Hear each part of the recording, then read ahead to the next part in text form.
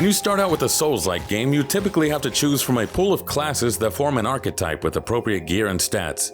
This trope applies to Lords of the Fallen, and you'll have a great selection of starting options. If you're feeling like building out a ripped giant sword wielder or a dexterous dual blade user, the base classes are there, and you can build on them nicely as you level. What if you're not finding the playstyle of the character you went for as fun or effective many hours into your playthrough though? It'll feel like you've come too far to start over from scratch. Imagine how many more deaths you'd have to endure just to make it back to the same point in the game. Luckily, there is a way to respec all of the levels you've added onto your character, and we'll share exactly how it's done with you in this video.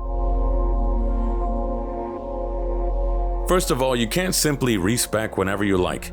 It requires a rare and expensive consumable item called a Rebirth Chrysalis.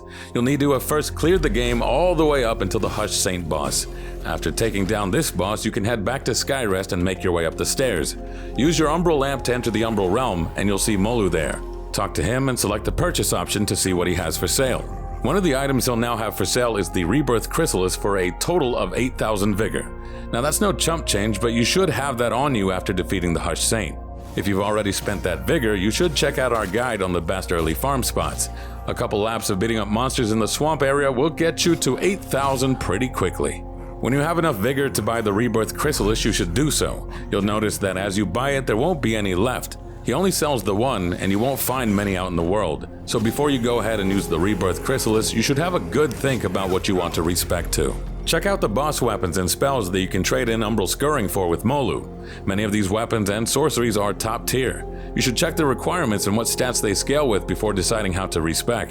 Once you've made up your mind on how you want to respec, head back down the stairs from Molu and speak with Pieta. The reset build option will now be available to select. Here you'll be able to adjust your level distribution for all the levels you've gained thus far. Accept the changes once all the levels are allocated. That's how you go about respecking your character's build.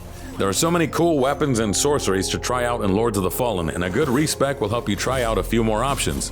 For more guides on Lords of the Fallen, make sure to check back in on the Prima Games channel.